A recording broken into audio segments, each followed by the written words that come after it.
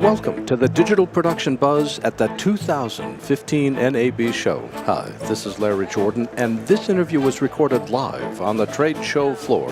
For more information, visit digitalproductionbuzz.com. Blastwave FX develops next-generation HD sound effects libraries for professional audio production. It says so right here on the script. But the important part of Blastwave FX is not the name of the company, but the guy behind the name, and that's Ric Viers, the sound designer and founder of Blastwave FX. Ric, welcome back. It's always good to have you with us. I'm happy to be here. How would you describe your company? We are an all HD sound effects company. Now, wait a minute. This HD business, our ears don't hear more frequencies. What's HD when it comes to sound? Well, HD for us means two things. I mean, first, obviously, there's the technical specs. So we record everything and deliver everything at 24-bit, 96K. And but it also means, you know, for us, it's synonymous with the purity of the sound effects that we're producing and creating. So we look for the utmost clean sounds that we can find or that we can create. And we deliver that because our customers are not really looking for sound clips, although there is a large part of that, but they're looking for things that they can use to design and create their own stuff. So our core, I wouldn't even call them customers, I would call them more fans. I think our fan base is looking for, you know, kind of like paint, you know, sonic paint, if so to speak, so that they can create their own art versus just saying, oh, I need this sound, let me just drag it on the timeline right out of a library. We give them elements so they can take several different, you know, sounds and put them together and create something unique, something that no one's heard before. And there, because you're mixing and matching and really messing with the sound itself, having the additional bits in the 96K sample rate, the additional samples, allows greater manipulation of the sound. Correct, yeah. Now, just to clarify, because I want to make sure my understanding is correct, bit depth determines dynamic range. So the difference between the softest and the loudest passages of a sound increases as bit depth increases from 8 to 16 to 24. Sample rate determines frequency response. Correct. Now, a question that I get asked a lot is, at what point do videographers who are recording sound care about sample rate? Because as sample rate increases, file size significantly increase.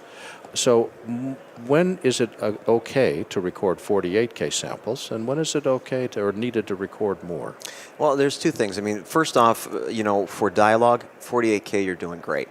I don't think that there's a need to go above that, at least right now. I'm sure there'll be a reason or somebody to come out with something different in the future. But right now, I think 48K, you're safe. The 96K works for us. You know, we're thinking about our fans. We're thinking about the sound designers. We're thinking about the guys that are going to say, okay, I've got to win, you know, a 10-second clip. I want to slow it down, make it a 20-second clip, so I got to lower the pitch. Well, we've got extra samples now. So when we take 96K and we've, you know, stretched out, you know, to double the length, now we have a file that's got 48K in there. So you've got that same information so that when you stretch it down, you're not losing, you know, fidelity, so to speak. Although there is some, but by and large. Now, a couple days ago, we had on this very show, sitting in that very chair, Brian Niemans, who's the CEO of Sound Ideas. And Brian said that he has the world's largest library of sound effects. And I said, no, you don't. Blastwave FX has the largest. He said, no, we have the largest library. So settle this. Who's got the largest library? Well, Brian, hands down, Sound Ideas has the largest offering of sound effects. These guys essentially gave birth to this industry. They're the ones who founded the sound effects industry. And so a lot of their libraries that they offer are acquisitions, so they're libraries that they've purchased through third parties or other vendors. But what we have is a new generation of HD sound effects. That's kind of our thing. And again, our slant is definitely more toward the sound designers, the guys that are looking for elements and things that they can use to create their own sound effects. And you've got a fair number of products, if I'm not mistaken. That is correct. How many is it now?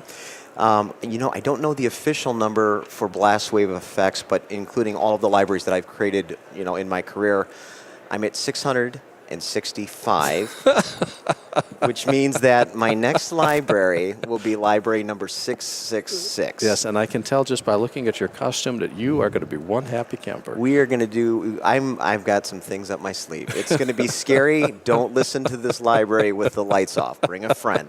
Yeah.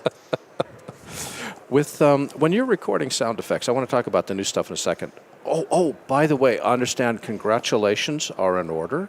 We need to kneel as you walk in the room. You've been inducted into the Full Sail University Hall of Fame. Yes, I was. Congratulations. Yeah. Thank you. A huge honor. That's very really much great. so, yes. I'm very honored to When do did that. you find out? When did I find out? They announced it in the fall last year, but then they just had the induction ceremony like 2 weeks ago, I think. Yeah, a couple of weeks ago. Did you wear a suit? Of course not. Come on. I only wear a tie if somebody's getting married or if somebody died. Beyond that, I'm done with ties for a while. So what have you got for us that's new? We are working on Library 666. That is definitely, we've got a lot of prep work. And, that's right. Oh, go ahead. No, your turn. It's your show. And we are also going through Blastwave FX. Our catalog is 65,000 plus sound effects.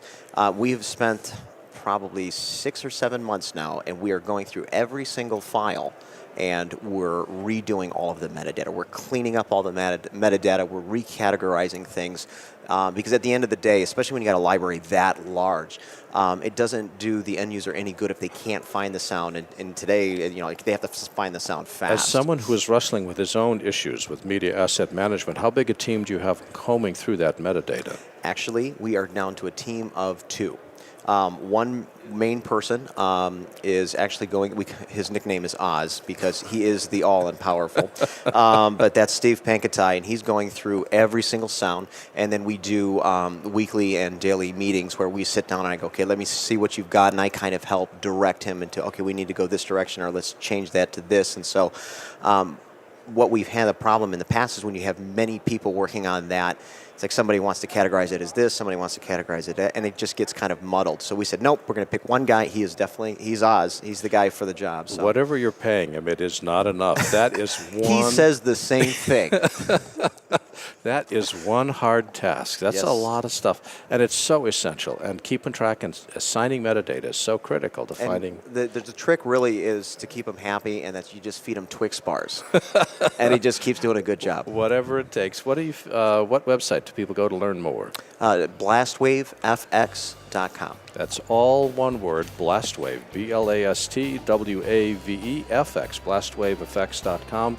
The sound designer and founder of BlastWave FX is Ric Viers. And Ric, thanks for joining us today. Thanks. Take care. Cheers.